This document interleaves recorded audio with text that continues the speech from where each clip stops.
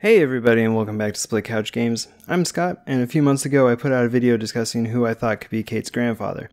It has gotten quite a few views since then, and I've been meaning to make another theory video. I've had a few planned out, but I'm still looking for evidence, and life has gotten in the way of that, so I haven't gotten around to doing that yet. But Rocket Man left this comment, and it led to a discussion about whether or not Niles Samson could possibly be alive during the events of Gears of War 4. And I'm going to go ahead and give a spoiler warning for anything involving Gears of War, so spoilers are fair game after the intro.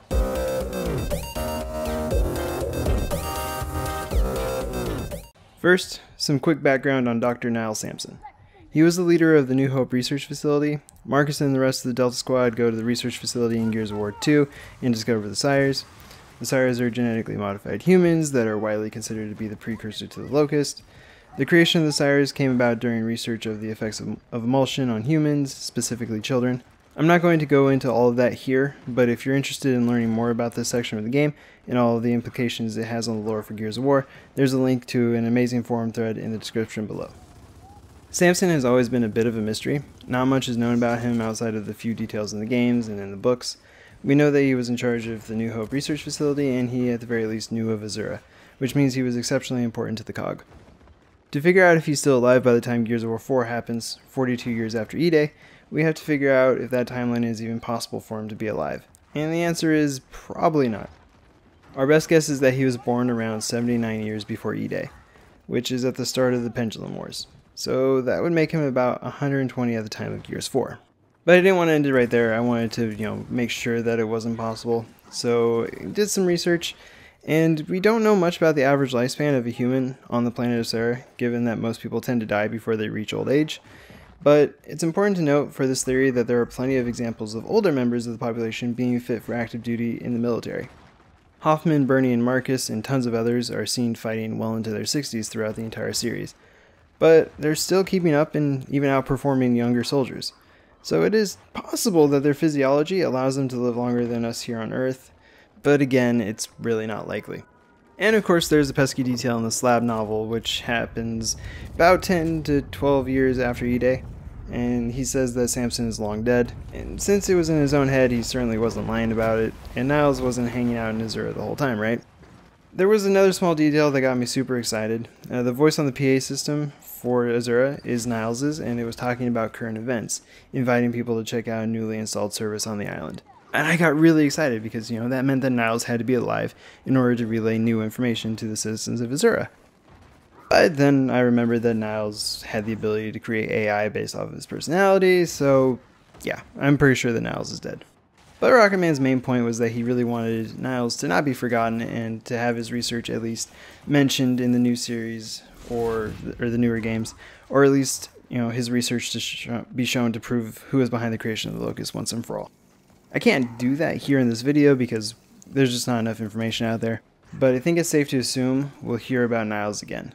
I was able to find a possible link between his research and the new enemies in the Gears of War universe, the Swarm. Niles' research was locked away for years.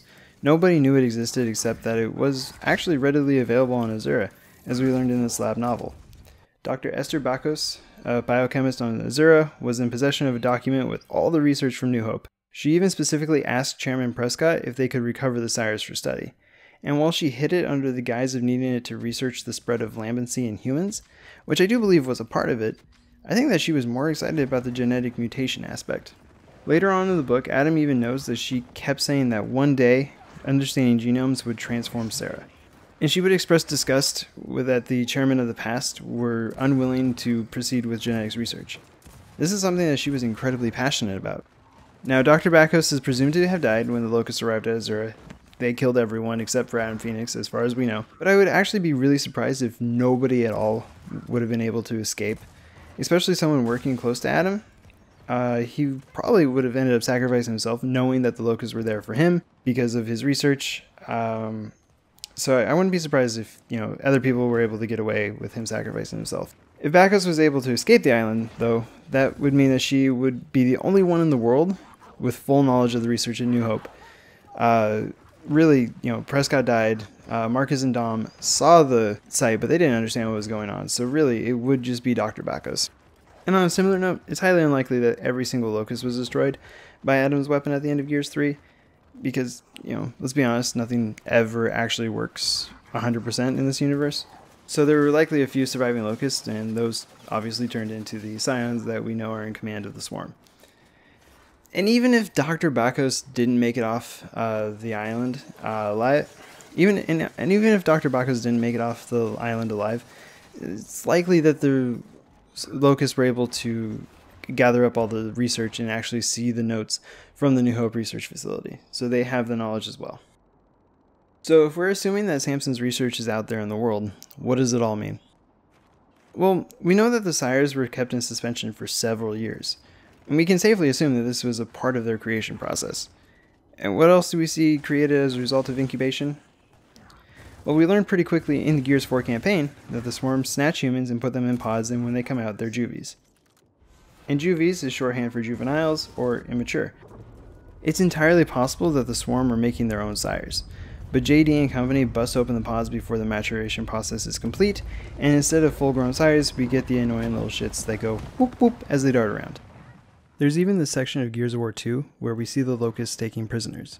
We don't see what they're doing with their victims, except for Bear telling us he heard them use the word process. So knowing what we know about the swarm, it's not unlikely that instead of turning humans into locusts, they were working to make stronger locusts.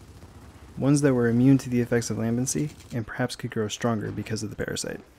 Obviously nothing is for certain, this is just a theory, but hopefully you found this interesting.